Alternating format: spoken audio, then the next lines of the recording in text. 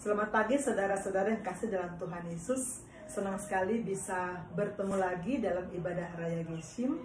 Dan terlebih saya bersuka cita karena saya diberi kesempatan untuk menyampaikan firman pada kesempatan ini.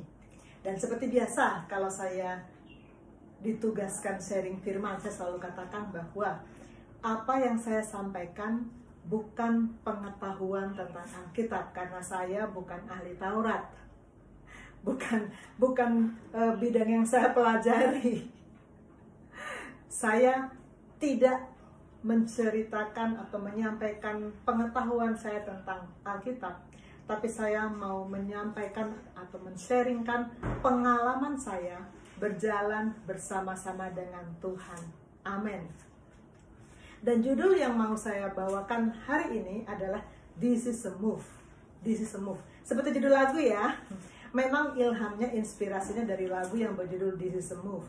Ini pertama kali saya dengar mungkin di pertengahan 2020 ya. Ketika itu WL-nya Kak Priska. Dan dia mengajak kita menyanyikan lagu ini. Saya suka kata-katanya, saya suka lagunya. Tetapi lebih terasa lagi lagu ini berarti bagi saya di awal November ketika saya mengalami penyakit yang berat. Saya pernah saksikan di sini bahwa Tuhan izinkan mengalami penyakit yang sangat berat dan kondisi saya ketika itu juga sangat berat. Dan dalam keadaan yang berat itu, saudara-saudara saya, keponakan saya Dedo membuat musik This is a Move. Keponakan saya Mesa menyanyikan lagunya didampingi oleh kedua adik kandung saya, Orkida dan Deborah. Mereka membuat lagu ini dan mereka mengirim kepada saya.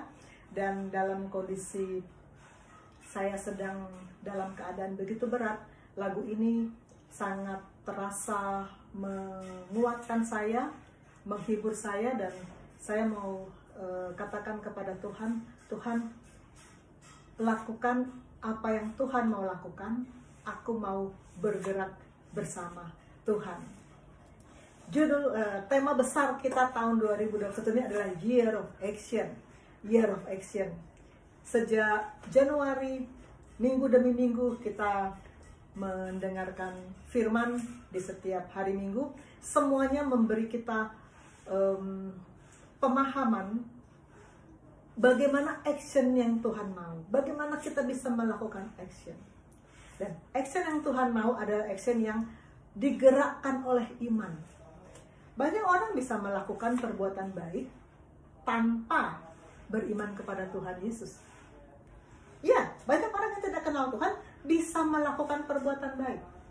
Tapi bukan itu yang Tuhan mau. Yang Tuhan mau adalah perbuatan yang digerakkan oleh iman.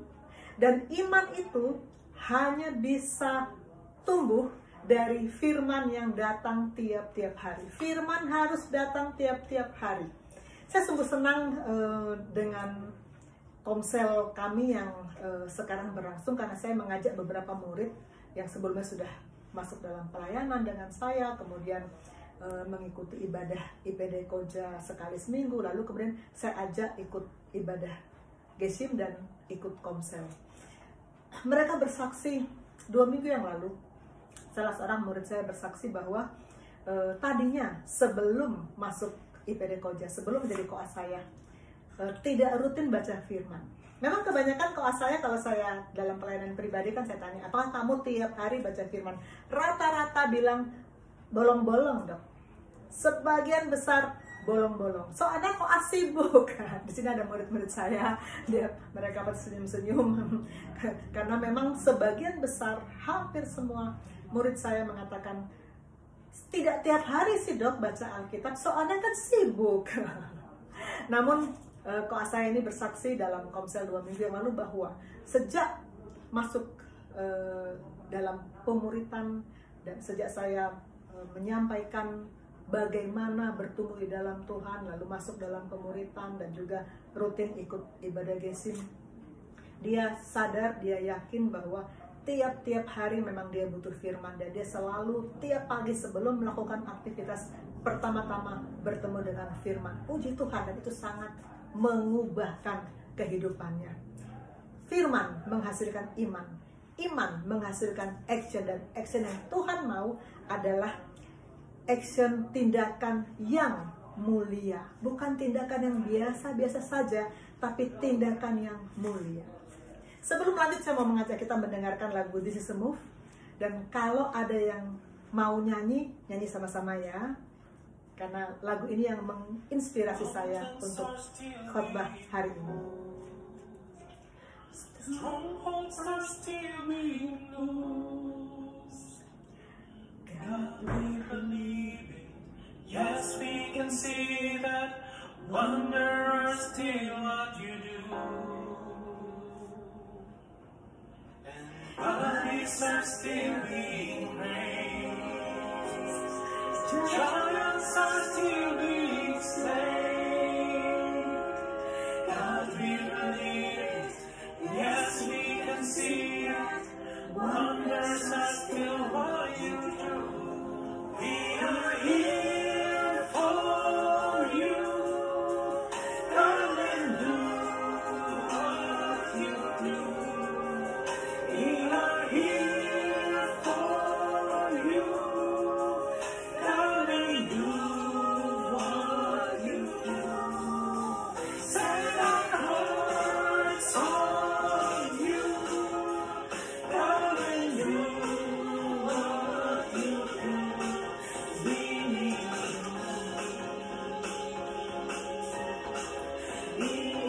you. We need a move. We need a move. Miracles when you move. Healing is coming. It's true. Miracles when you move. Healing is coming. It's true. Miracles when you move. Healing is coming. It's true. Healing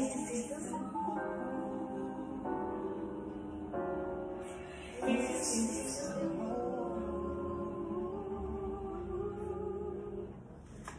This is a move. Kita membaca bersama-sama Matius 8 ayat 14 dan 15. Yesus menyembuhkan ibu mertua Petrus dan orang-orang lain, itu judul perikopnya. Setibanya di rumah Petrus, Yesus pun melihat ibu mertua Petrus terbaring sakit demam. Maka dipegangnya tangan perempuan itu, lalu lenyaplah demamnya. Ia pun bangunlah dan melayani dia. Saya mau garis bawahi kalimat paling terakhir, ia pun bangunlah dan melayani dia. Sesudah ibu mertua Petrus mengalami mujizat kesembuhan, mengalami perkara besar bersama Tuhan, ia pun bangunlah dan melayani dia. Saudara, kita sudah mendapatkan keselamatan jiwa. Kita sudah mendapatkan kesembuhan dari sakit penyakit yang kita alami selama ini. Kita sudah mendapatkan jalan keluar dari setiap masalah yang kita alami bersama-sama dengan Tuhan. Dan action yang Tuhan mau adalah bangunlah, layani dia. Katakan pada kanan kirimu, bangun. Udah bangun belum? Udah bangun belum? Udah layani dia belum? Banyak orang Kristen, banyak anak Tuhan, sesudah mendapatkan berkat Tuhan, menikmati berkat Tuhan. Menikmati berkat Tuhan. Bahkan ada yang pamer-pamer berkat Tuhan. Di zona nyaman, di comfort zone, menikmati berkat Tuhan tanpa melakukan perkara tindakan-tindakan mulia bagi Tuhan. Ia pun bangunlah dan melayani dia. Siap untuk bangun? Siap untuk melayani dia? Apa yang mesti kita lakukan untuk melayani dia? Yang paling berharga bagi Tuhan, yang paling diinginkan oleh sorga, adalah kita melakukan amanat agung. Sudah sering ayat ini muncul kalau saya sharing. Matius 28 ayat 19-20. Karena itu pergilah Jadikan semua bangsa muridku dan baptislah mereka dalam nama Bapa dan Anak dan Roh Kudus, dan ajarlah mereka melakukan segala sesuatu yang telah kuperintahkan kepadamu, dan ketahuilah aku menyertai kamu senantiasa sampai kepada akhir zaman. Bapak Rohani pernah kasih ayat ini sama saya menjelang saya berangkat pelayanan ke Ambon setahun yang lalu, persis bulan Maret juga. Dia bilang, janji Tuhan di kalimat terakhir, dan ketahuilah aku menyertai kamu senantiasa sampai kepada akhir zaman.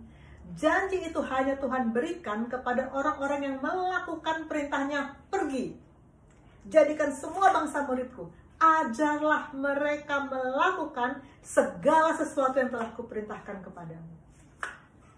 Bangun, layani dia. Amin, saudara. Lukas 17. Ini satu perikop berjudul 10 orang kusta. Dan kita semua tahu ceritanya ya. 10 orang Tuhan sembuhkan. 10-10-nya mengalami sukacita, senang karena disembuhkan. Tetapi hanya satu yang kembali dan memuliakan Allah. Orang yang kembali itu dikatakan kembali sambil memuliakan Allah dengan suara nyaring, ayat 15. Saya baca ayat 17 dan 18. Lalu Yesus berkata, bukankah ke-10 orang tadi semuanya telah menjadi tahir? Di manakah yang 9 orang itu? Tidak adakah di antara mereka yang kembali untuk memuliakan Allah selain daripada orang asing ini? Yang Tuhan mau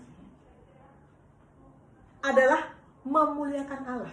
2 minggu yang lalu dalam komsel di komsel Tebet, menjelang akhir dari diskusi, Pastor Jerry bertanya kepada murid-murid saya, apa sih tujuan Tuhan dalam hidupmu? Tahu nggak kamu tujuan Tuhan dalam hidupmu? Dengan satu kalimat saja, tujuan Tuhan itu apa? Apa tujuan Tuhan? Apa yang Tuhan mau? Memuliakan Allah. Tuhan mau hidup kita memuliakan Allah. Itu yang Tuhan paling mau. Tujuan Tuhan menciptakan kita untuk memuliakan Allah. Maka ketika orang Samaria ini kembali sambil memuliakan Allah dengan suara nyaring, Tuhan Yesus memuji. Tuhan Yesus bersukacita.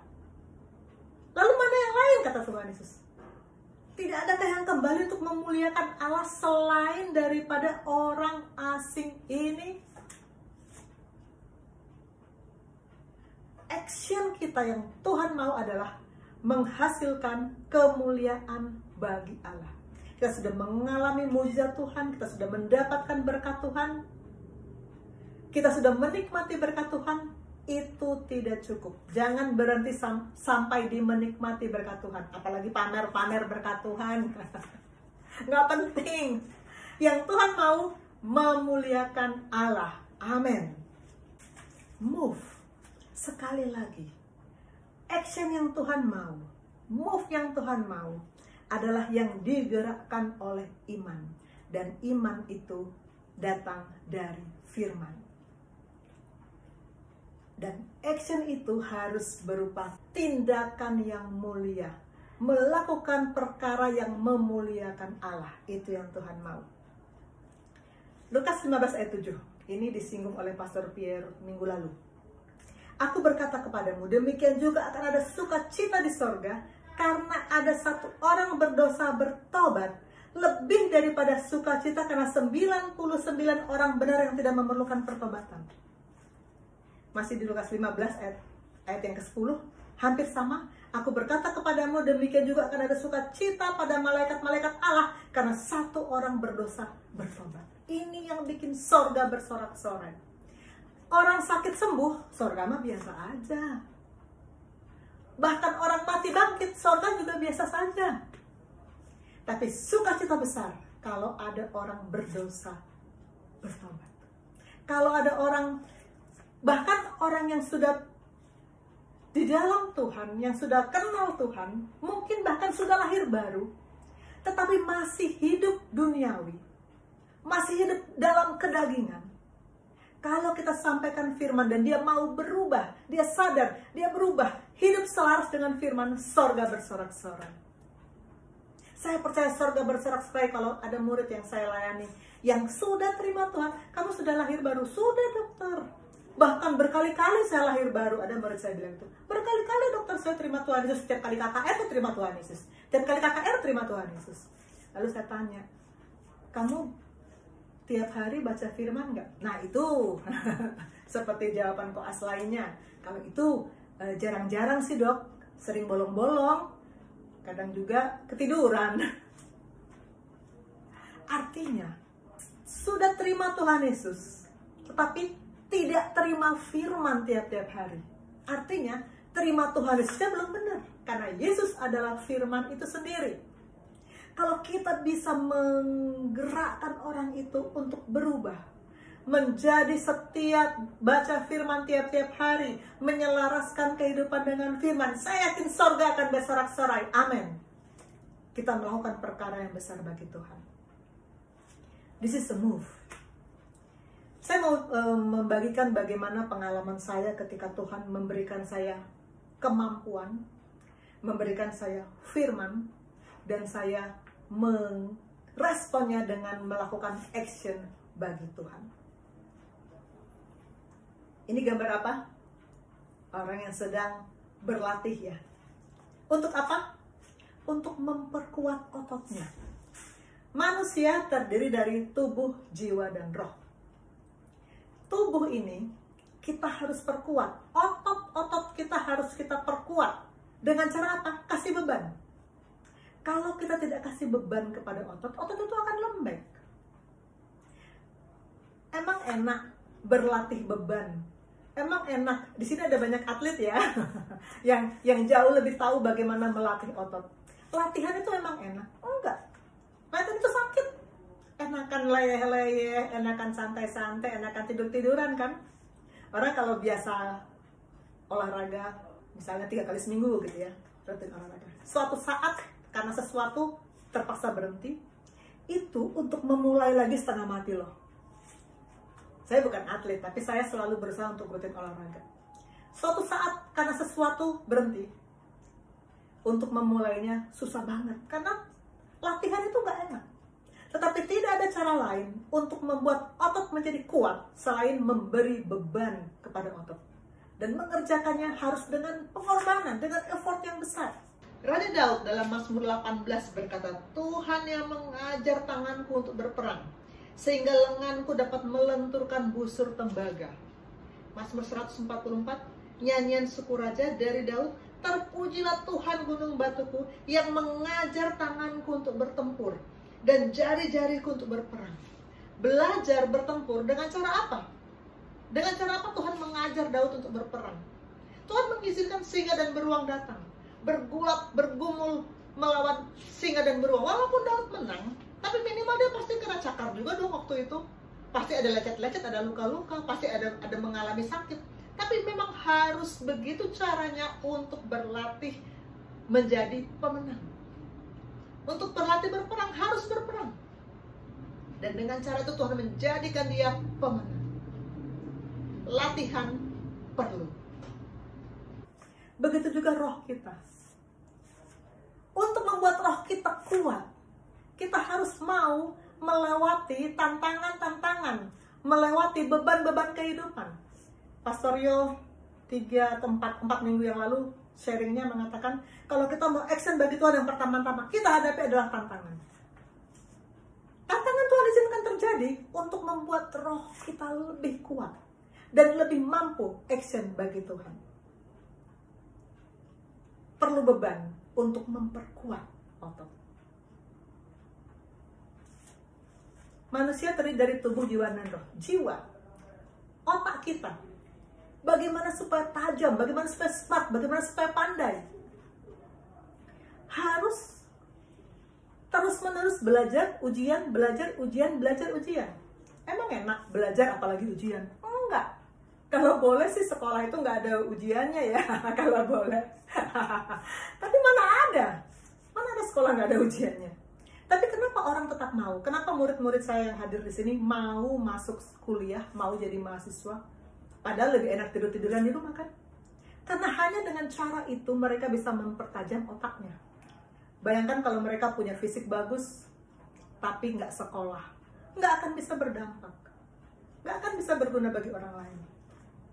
Kita harus bisa mempertajam otak kita melalui belajar dan ujian. Belajar dan ujian. Begitu pula roh kita. Roh kita bisa dipertajam, bisa diperkuat dengan cara belajar firman dan siap menghadapi ujian yang Tuhan izinkan terjadi. Itu yang membuat kita naik kelas. Amin.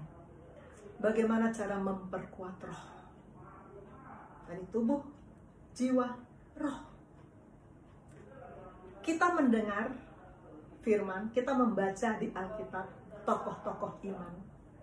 Dan itu akan membuat kita menjadi, oh, saya belajar dari Abraham. Itu membuat iman saya lebih kuat. Abraham ketika dijuluki bapak orang beriman karena dia betul-betul membuktikan bagaimana dia taat kepada Tuhan. Bahkan ketika diperintahkan untuk mempersembahkan anaknya Ishak, dia tetap tunduk taat. Dan Tuhan buktikan, Tuhan sediakan kambing sebagai penggantinya. Itu membuat iman kita tumbuh. Oh, berarti saya harus seperti Abraham. Kita membaca tentang Yusuf.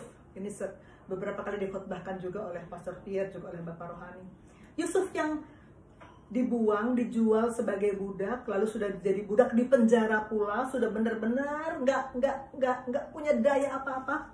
Tapi karena dia tetap taat, tetap mengandalkan Tuhan, Tuhan bisa angkat dia menjadi orang kedua di tanah Mesir. Dan dia begitu berdampak. Di masa kelaparan dia membuat orang Mesir tetap bisa bertahan dan banyak bangsa-bangsa lain datang untuk meminta makanan dari Mesir. Luar biasa. Dan itu membuat iman kita tumbuh. Oh, berarti saya harus belajar seperti Yusuf.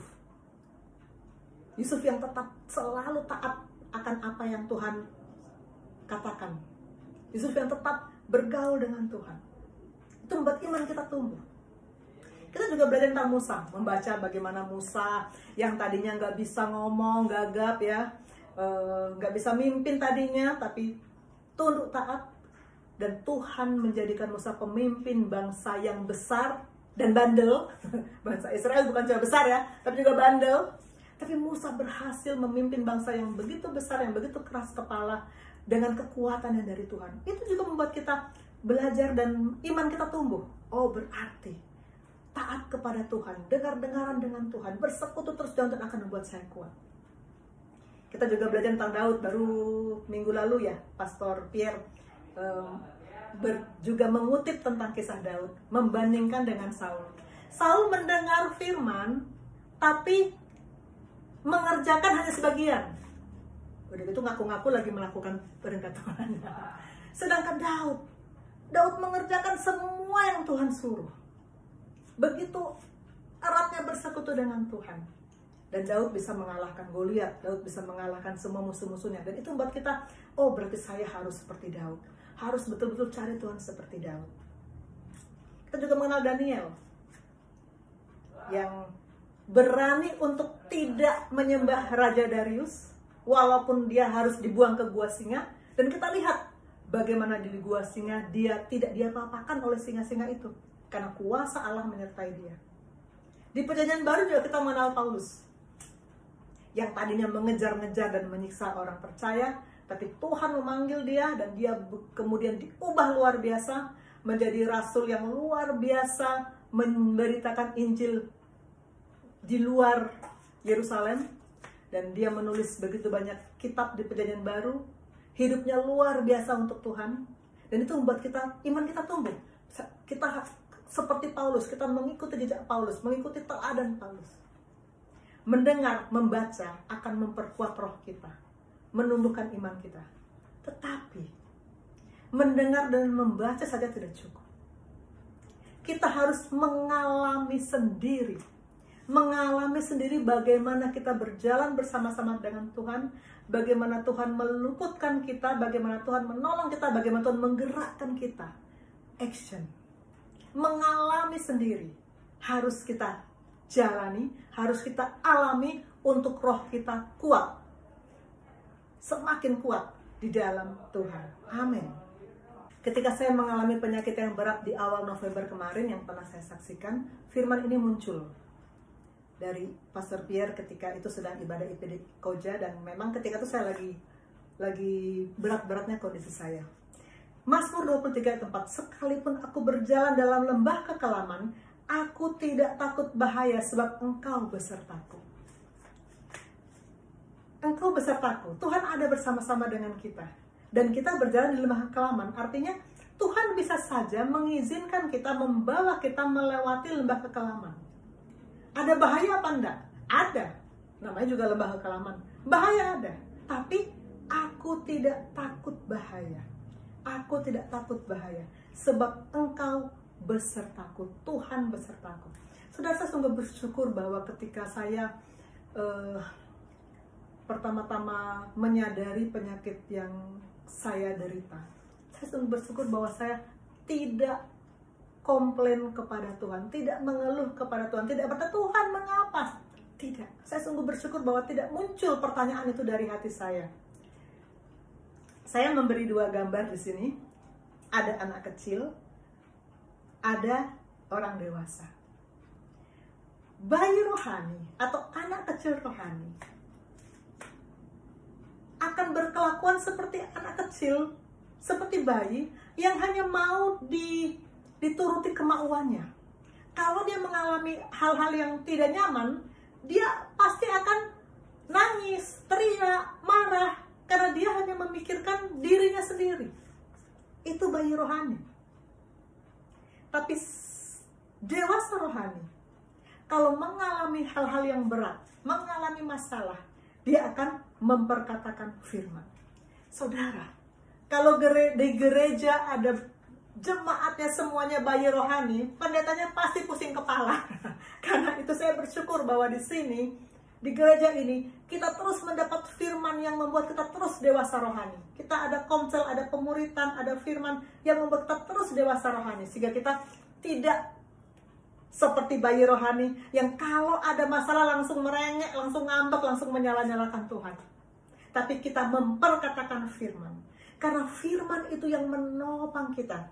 Saya sangat suka Ibrani 1 ayat 3 yang sangat sering disampaikan Bapak Rohani kepada saya ketika saya, sebetulnya sih pertama-tama disampaikannya ketika saya kecelakaan yang tulang belakang saya retak ketika itu. Tapi juga sering disampaikan berikut-berikutnya kalau untuk menegaskan kepada kita bahwa firman itu yang menopang. Ia adalah cahaya kemuliaan Allah dan gambar wujud Allah dan menopang segala yang ada dengan firman-Nya yang penuh kekuasaan. Dewasa rohani kalau mendapatkan masalah tidak akan merengek, ngambek, komplain sama Tuhan. Tuhan kenapa izinkan? Tapi memperkatakan firman. Amin, saudara. Di akhir Oktober tahun lalu, saya memang dapat tugas sharing dan topik yang saya sampaikan ketika itu tabur tuai. Dan di situ saya sudah menyampaikan bahwa saya ini sakit, tapi saya belum tahu apa. Yang saya rasakan mungkin banyak soalnya yang nanya ya, apa sih yang dirasakan? Diagnosanya kemudian kan tumor otak.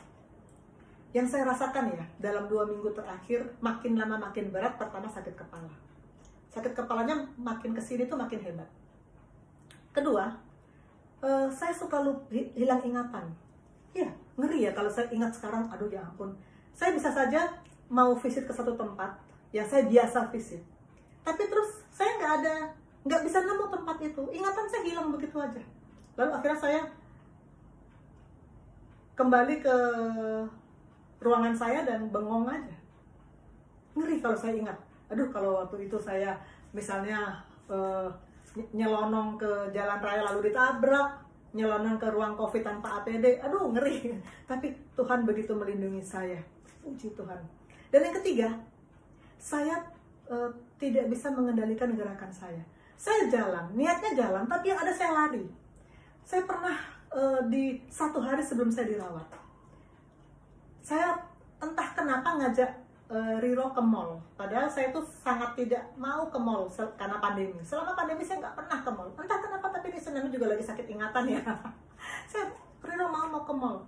Tapi sampai di mall, saya lari aja. Riro mati-matian tahan saya. Akhirnya Riro bilang, udah mama di mobil aja. Biar Riro beli apa yang mama mau. Saya pikir kenapa saya begini. Akhirnya saya cerita ke teman saya, Dokter Sarah, langsung disuruh rawat dan di MRI, dan saudara-saudara semua sudah saya sampaikan ya, hasilnya ada tumor otak yang di lingkari merah itu tumor otak. Itu penyakit berat. Beberapa hari sebelum operasi saya dalam kondisi tidak bisa bangun dari tempat tidur, dalam kondisi tidak sadar. Dan sehabis operasi pun saya masih beberapa hari tidak bisa bangun karena operasinya operasi besar. Saya sungguh, kalau saya ingat bagaimana saya menjalani hari-hari itu, saya sungguh gak habis-habisnya bersyukur sama Tuhan bahwa Tuhan betul-betul memimpin saya, bahwa melewati lembah kekelaman itu, saya tidak ada sedikit pun menyesali Tuhan, merengek sama Tuhan, ataupun ngambek sama Tuhan. Karena ketika saya sakit, saya punya grup alumni FKUI yang satu angkatan, dan ini grup persekutuan doa. Jadi ketika saya sakit, lalu mereka bilang, ayo kita sharing gitu ya. Ketika sharing, beberapa teman cerita. Ada satu teman yang cerita gini, 2 tahun yang lalu aku kena stroke. Teman saya ini pelayan Tuhan. Ketika kami mahasiswa, kami sama-sama aktif di pelayanan, dan sekarang pun teman saya ini bidangnya masih bidang pelayanan di profesinya sebagai dokter. 2 tahun lalu aku kena stroke katanya. Ketika aku kena stroke, aku marah sama Tuhan. Aku komplain sama Tuhan, Tuhan, aku ini kan sudah melayani Engkau. Kenapa aku diizinkan sakit? Bayi rohani ya. Saya bilang sama teman saya, itu bayi rohani. Iya betul, bayi rohani. Untung kemudian teman saya ini sadar, bertobat. Belum lama dia juga sakit, kena COVID, tapi dia tidak lagi menyesali Tuhan. Dia bersyukur Tuhan pasti memberi kesembuhan. Amin. Satu lagi, ketika kami sharing, teman saya yang selama mahasiswa saya lihat tidak terlalu berminat dalam hal-hal rohani, tapi dia kena COVID berat, hampir mati kena COVID, hampir mati. Dia kena gangguan paru yang sangat berat. Tapi justru dengan penyakit itu, dia mengalami hidup baru bersama Tuhan. Dia menyadari, dia mendapatkan kehadiran Tuhan dalam hidup. Puji Tuhan. Respon kita terhadap masalah, terhadap penyakit berat, jangan sampai seperti bayi rohani. Kita harus tetap pada posisi dewasa rohani. Amin. This is a move. Tuhan kasih kekuatan.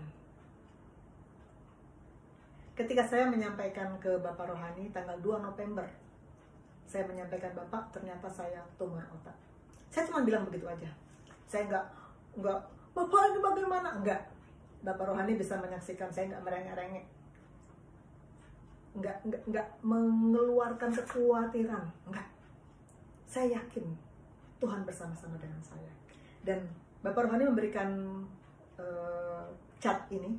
Tenang ya Susan, saya yakin ada firman Tuhan di hati Susan. Cukup bagi Susan untuk menarik pribadi Tuhan, menjamah dan pulihkan kesehatan Susan. Ini luar biasa, saya menyadari bahwa Tuhan terima kasih karena di dalam aku ada firman, dan aku percaya firman itu menarik kekuatan sorga untuk menjamah dan memulihkan aku. Mazmur 107 ayat 20 ini saya sudah sering dikasih oleh Bapak Yosef. Disampaikannya firmannya, disembuhkannya mereka, diluputkannya mereka dari liang kubur. Firman harus datang dulu. Kalau firman itu ada, maka kesembuhan itu akan datang. Tuhan meluputkan kita. Amin. Itu tadi tanggal 2 November dan ini tanggal 5 November. Bapak Yosef memberikan Yohanes 11 ayat 4. Ketika Yesus mendengar kabar itu, dia berkata, penyakit itu tidak akan membawa kematian, tapi akan menyatakan kemuliaan Allah. Sebab oleh penyakit itu, anak Allah akan dimuliakan. Saya katakan amin. Tuhan, terima kasih kalau aku, Tuhan, izinkan mengalami penyakit ini untuk bisa melakukan action untuk memuliakan Tuhan. Saya katakan amin. Dan Pastor Yosef masih memberikan satu ayat lagi, Efesus 6 ayat 10. Be strong in the Lord and in the power of His might. Akhirnya, hendaklah kamu kuat di dalam Tuhan, di dalam kekuatan kuasanya. Kuat di dalam Tuhan. Tuhan mengizinkan penyakit terjadi. Tuhan mengizinkan tantangan untuk membuat kita lebih kuat lagi di dalam Dia. Mengalami bagaimana berjalan bersama-sama dengan Tuhan. Amin.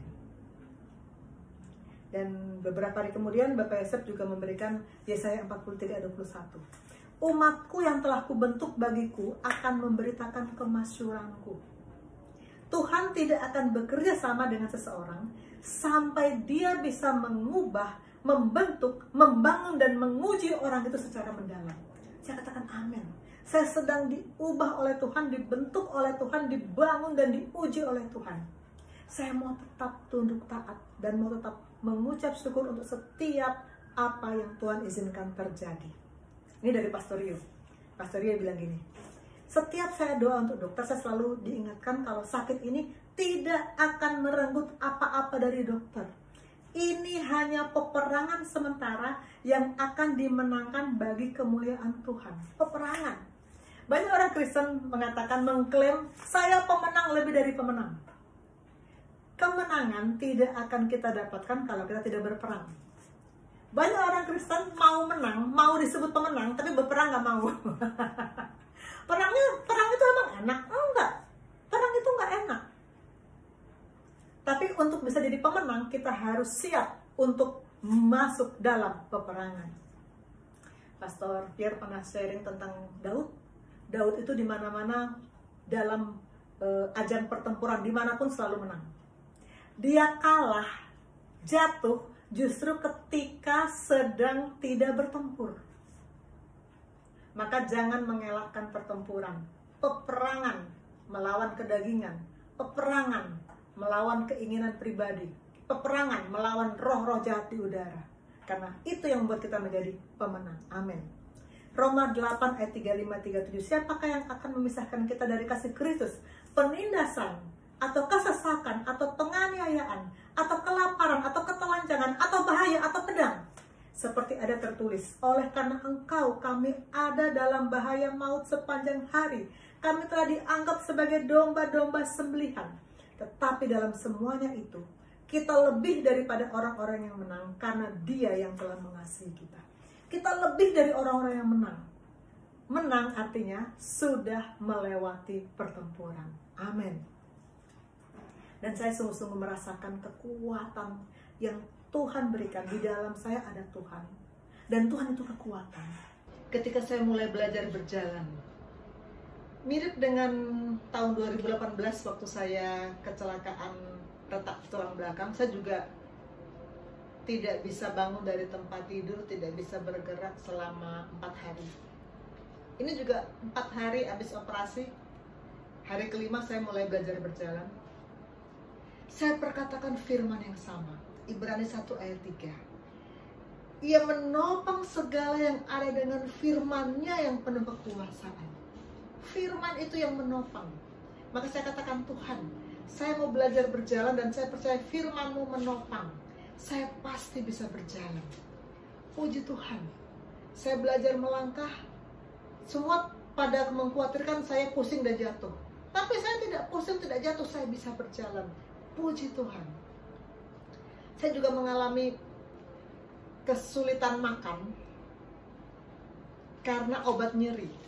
Obat nyeri memang saya tahu bisa mengganggu lambung luar biasa. Tapi saya mau nggak mau terima obat nyeri karena operasi besar. Habis operasi, kalau saya nggak disuntik obat nyeri, saya pasti kesakitan hebat. Hari kesekian, saya sudah bisa jalan. Besoknya, saya mulai merasa, aduh, perut saya udah mulai nggak enak. Dan besoknya lagi, aduh, saya betul-betul nggak bisa makan. Mual sekali, nggak bisa makan sama sekali. Padahal saya harus makan. Kalau saya nggak makan, saya nggak bisa pulih. Bagaimana caranya? Tuhan, saya tidak mau mengeluh. Saya perkatakan firman. Filipi 4 ayat 13. Segala perkara dapat kutanggung di dalam Dia yang memberi kekuatan kepadaku. Di dalam Dia yang memberi kekuatan kepadaku. Maka saya harus bisa makan. Saya paksakan untuk makan dan saya terus memperkatakan firman. Puji Tuhan. Tidak lama dari itu lambung saya sembuh. Saya juga mengalami nggak bisa tidur. Sejak habis operasi, setiap malam saya sulit tidur. Padahal sebelumnya saya tidak ada kesulitan tidur. Saya betul-betul nggak bisa tidur. Saya bisa tahu jam 1, jam 2, jam 3, jam 4 pagi. Aduh, nggak enak banget. Sepanjang malam saya terjaga. Itu bermalam-malam dari habis operasi. Sesudah pulang di rumah, saya bilang, Tuhan, saya harus bisa tidur. Saya cari firman. Mazmur 4 ayat 8. Daud berkata, dengan tentram aku mau membaringkan diri lalu segera tidur. Sebab hanya Engkau ya Tuhan yang membiarkan aku diam dengan aman. Saya bilang, Tuhan, setiap malam sebelum tidur saya perkatakan firman ini. Dan saya bilang, Tuhan, firman berkata, aku membaringkan diri lalu segera tidur. Sekarang aku mau membaringkan diri Tuhan dan aku percaya aku bisa tidur karena firman-Mu berkata demikian. Puji Tuhan. Sejak saya selalu memperkatakan firman ini, saya bisa tidur sampai sekarang. Firman itu betul-betul berkuasa.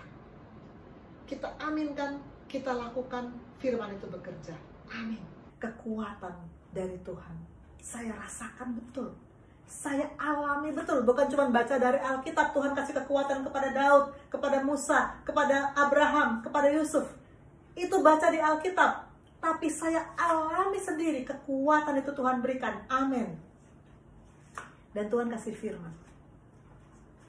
Ini tanggal 7 Desember ini pas saya operasi yang kedua. Gamma knife surgery. Pas dari iman ke iman, topiknya adalah desaklah terus. Hendaklah perkataan Kristus diam dengan segala kekayaannya di dalam kamu. Hendaklah perkataan Kristus adalah firman. Itu firman. Hendaklah firman diam dengan kaya di dalam kamu. Saya besarkan perikop yang pertama. Dia telah berkata, desaklah terus, jalin hubungan yang akrab dengan Bapa Sorgawi Anda. Jika tidak, engkau tidak akan berhasil. Banyak orang Kristen yang mendekati Tuhan kalau ada masalah. Kalau lagi ada masalah, asik dengan kesibukan sendiri. Lupa untuk mencari firman. Begitu ada masalah, baru buru-buru cari firman, cari Tuhan. Yang seperti itu susah untuk berhasil. Karena kita harus punya tabungan firman. Firman harus diam dengan segala kekayaannya di dalam kita. Baru firman itu menggerakkan sorga untuk menolong kita. Amin. Alinea paling terakhir, ingat ini. Yohanes 1 memberitahu kita bahwa Yesus adalah firman. Ya, firman itu adalah Allah sendiri. Yohanes 1 ini sangat sering dikhotbahkan kalau Natal. Itu berarti bila Anda meluangkan waktu di dalamnya, Anda sedang meluangkan waktu dengan Yesus. Kalau kita lama-lama baca firman, berarti kita sedang berlama-lama dengan Yesus. Kita bilang saya punya Yesus, tapi saya tidak punya firman, berarti saya punya Yesus bohong. Bila firmannya tinggal dengan limpahnya di dalam Anda, maka Yesus pun tinggal dengan limpahnya di dalam Anda. Dengan limpah. Kita harus punya tabungan firman yang banyak. Supaya begitu ada masalah, kita sudah punya firman untuk menarik kekuatan sorga. Menolong kita melewati masalah itu. Amin. Kemudian dari iman ke iman tanggal 15 Desember. Ini kira-kira seminggu sesudah saya operasi yang kedua ya. Ini judulnya Natal Tanpa Kecemasan. Karena ini sebentar lagi Natal ketika ini. Filipi 4 ayat 6. Janganlah hendaknya kamu khawatir tentang apapun juga, tapi nyatakanlah dalam segala hal keinginanmu kepada Allah dalam doa dan permohonan dan ucapan syukur. Kekhawatiran. Dalam banyak ayat di Alkitab yang intinya adalah jangan khawatir, jangan khawatir, jangan khawatir. Jangan takut, jangan takut, jangan takut. Buang kecemasan. Buang kecemasan. Saya perbesar alinea yang ketiga. Kecemasan adalah senjata utama dari peperangan iblis. Banyak orang yang menganggap kecemasan itu bukan dosa. Wajar dong kita cemas. Kita kan masih manusia. Kecemasan adalah senjata utama dari iblis. Jika iblis bisa membuat Anda cemas, maka dia dapat menggunakan tekanan keuangan, tekanan keluarga, yang hanya bagian normal dari kehidupan sehari-hari untuk membebani dan menyeret Anda ke dalam lebih banyak lagi kesukaran. Kalau kita membiarkan kita cemas, kita membuka celah untuk iblis masuk dan akan terus menyeret kita untuk menambah masalah kita menjadi semakin berat. Maka saya mau katakan puji Tuhan. Dalam menjalani hari-hari sakit yang berat itu, saya tidak dibebani oleh kecemasan. Rasa cemas saya buang jauh. Filipi 4 ayat 6, saya perbesar ya. Ayat utama dalam sharing renungan ini. Jangan hendaknya kamu khawatir tentang apapun juga, tapi nyatakanlah dalam segala hal keinginanmu kepada Allah dalam doa dan permohonan dengan ucapan syukur. Kalau kita mau cemas, mau khawatir, jangan ucapkan Tuhan, kenapa? Nanti kalau begini bagaimana? Kalau begini bagaimana? Tapi katakan, Tuhan, aku bersyukur. Ucapan syukur. Ucapkan syukur. Amin. Itu dewasa rohani. Bayi rohani akan merengek-rengek dengan penuh kecemasan, menyesali Tuhan, menyesali keadaan, bertanya mengapa. Tapi dewasa rohani akan mengucap syukur kepada Tuhan dalam segala keadaan. Ini Filipi 4 ayat 6 salah satu ayat yang saya sering sampaikan pada pasien. Juga 1 Petrus 5 ayat 7. Serahkan segala kekhawatiranmu kepadanya. Saya katakan, Tuhan, saya tidak mau khawatir karena saya sudah menyerahkan kekhawatiran saya kepada Tuhan. Amin. Cukup. Serahkan pada Tuhan. Maka kita tidak pegang lagi kekhawatiran itu. This is a move. Tuhan kasih kekuatan, Tuhan kasih firman, dan kini giliran kita untuk action. Saya sangat suka dengan sharing Pastor Leo 1,5 bulan yang lalu kan. Diawali dengan 1 Samuel 10 ayat 7. Bunyinya begini. Lakukan apa saja yang didapat oleh tanganmu, sebab Allah menyertai engkau.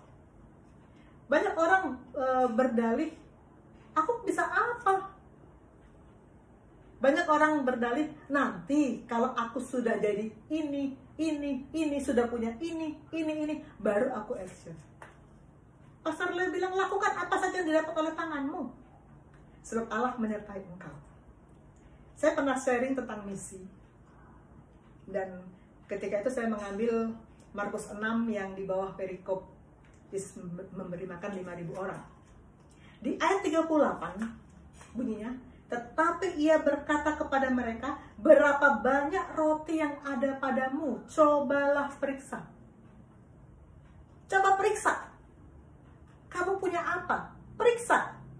Bilang sama teman kanan kirimu, periksa. Periksa dulu. Dalam sharing saya tentang mission, saya katakan, temukan ladangmu, temukan talentamu. Ladang sudah ada, talenta sudah ada, cuman kita belum periksa aja, jadi belum ketemu.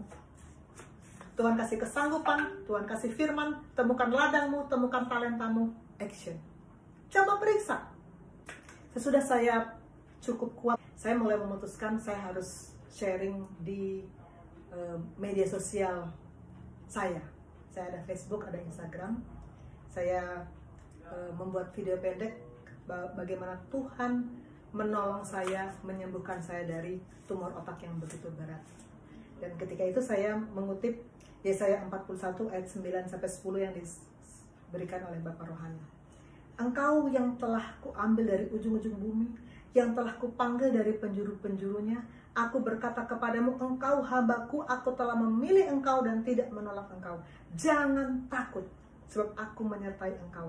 Jangan bimbang, sebab aku ini Allahmu. Aku akan meneguhkan, bahkan akan menolong engkau. Aku akan membawa engkau dengan tangan kananku yang membawa pada kemenangan. Amin. Kemenangan hanya terjadi kalau kita mau bertempur. Kalau kita mau mengalahkan kedagingan. Kalau kita mau mengalahkan roh-roh jahat di udara. Kita mau mengalahkan kekhawatiran. Kita mau mengalahkan keinginan pribadi kita. Puji Tuhan, ketika ini saya posting, banyak yang DM, banyak yang japri saya mengatakan, puji Tuhan, puji Tuhan untuk perbuatan besar Tuhan.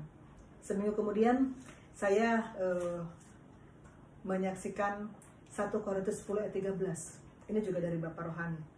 Pencobaan-pencobaan yang kamu alami adalah pencobaan-pencobaan biasa yang tidak melebihi kekuatan manusia. Pencobaan biasa. Apapun masalah yang kita hadapi, sebesar apapun tantangan yang datang, itu biasa. Dan tidak melebihi kekuatan kita. Ini luar biasa, ini ayat ini sangat, saya sudah sering baca ayat ini sebetulnya. Tapi ketika saya mengalami sendiri, dan saya mendapatkan firman dari Bapak Yosef, saya sangat dikuatkan dan saya sangat merasakan bahwa ternyata sebesar apapun masalah yang saya hadapi, sebesar apapun penyakit yang saya hadapi, sebesar apapun tantangan yang saya hadapi, itu tidak akan lebih besar dari roh Allah yang ada di dalam saya. Masalah selalu punya ukuran yang sama, yaitu selalu tidak lebih besar dari roh Allah yang ada di dalam kita. Amin. Luar biasa. Firman bicara luar biasa. Filipi 4 ayat 13. Segala perkara dapat kutanggung di dalam Dia yang memberi kekuatan kepadaku. Saya sering beri ayat ini kepada pasien, tapi kali ini ayat ini betul-betul datang untuk saya. Segala perkara dapat kutanggung di dalam Dia yang memberi kekuatan kepadaku. Amin. Dan ketika saya posting ini, ada seorang dokter yang tinggal di Bontang, Kalimantan Timur, DM saya. Dia bilang, dokter, saya puji Tuhan untuk postingan dokter ini sangat menguatkan saya. Dan saya pakai kesempatan itu untuk lalu menyampaikan firman kepada dokter ini. Selalu ada yang bisa kita lakukan untuk memuliakan Tuhan. Temukan ladangmu, temukan talentamu. Dan sesudah saya melewati penyakit yang berat ini, sesudah saya Tuhan pulihkan, saya mulai sungguh-sungguh menjadwalkan pelayanan pribadi dengan murid-murid saya, satu demi satu. Sebelum itu saya sharing, ada komsel, ada pemuritan, tapi kelas rame-rame, atau paling pernah juga sih berdua-berdua, tapi sendiri-sendiri belum, karena itu sangat makan waktu sih yang pasti. Tetapi sesudah saya mengalami Tuhan sembuhkan saya mengalami bagaimana saya menjalani masalah yang berat bersama-sama dengan Tuhan. Saya katakan, kali ini saya harus sungguh-sungguh melakukan amanat agung. Semua koas saya yang masuk sesudah itu, satu demi satu, saya buat sesi pribadi untuk pelayanan. Sampai ada yang bilang ini, dokter kok mau ya mengorbankan waktu untuk kami satu-satu pelayanan dengan dokter. Saya bilang iya, karena saya mau melakukan amanat agung. Kemudian saya juga rutin